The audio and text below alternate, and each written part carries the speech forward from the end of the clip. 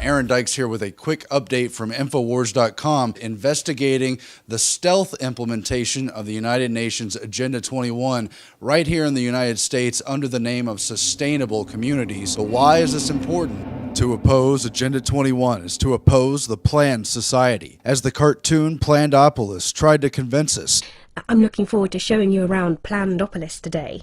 where we were told how great life would be under a centralized system. No, not meat. It's not your birthday. The Global Food Council are doing a really good job of keeping food production going. Directed by technology. Switch off brain and go to work. With this many people around, I'm glad there's a mega computer in charge. Despite the fact that our lives would be tightly controlled, including calorie restrictions, Have you got your calorie card open on your smartphone?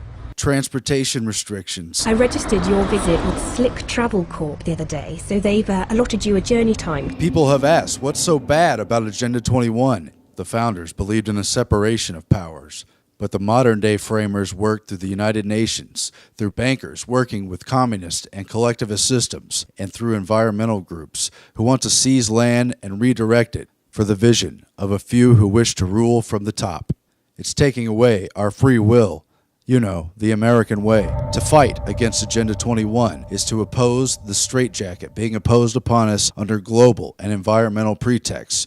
I want you to think for a minute about the existing neighborhood and housing regulations people voluntarily sign up for when they move into different neighborhoods, how tall your grass can be, whether or not you can have a basketball court or a fishing boat or an RV in your front yard, or in many cases even in your backyard.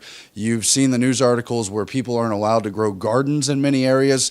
That is nothing compared to what's coming. If you followed the cap and trade laws that they tried to pass through Congress that were narrowly defeated only because there was a huge outcry, those thousands of pages were going to implement all kinds of new regulations on people's homes, on the kind of cars they can drive, on top of the already existing burdensome regulations. They were going to have housing inspectors, new rules on what kind of light bulbs you can have, and on and on. It was this endless laundry list. That's the kind of thing we're seeing happening under sustainable development. It's not sustainable at all.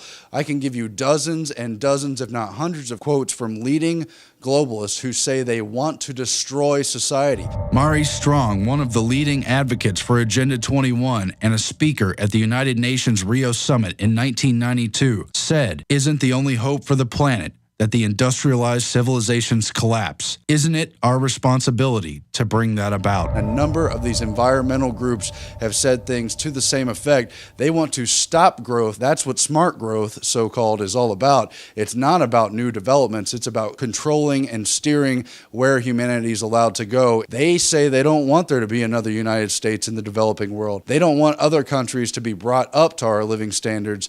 They want to lower the United States living standards to a third world area, greatly reduce the population across the globe and here at home, and have more and more say in your life, what you're allowed to do on your own land, because it's now going to be rezoned under these sustainable development plans. And it's just like the things we've already seen in China. In fact, the workshop I was at in Elgin for these sustainable communities specifically talked about shop houses where they would have workers live in the same buildings they were working at. That's already going on in China, and it's nightmarish. You've heard about the Foxconn factory workers who commit suicide to such an extent that they have to put up suicide nets so that their own workers can't escape their own lives. They're basically slaves. You can call it what you want. We spoke to a number of people throughout the community as well as these local bureaucrats, and some of them recognize that these kind of plans to contain humanity and tell you how big or what kind of house you can live in is a Chinese-style tyranny.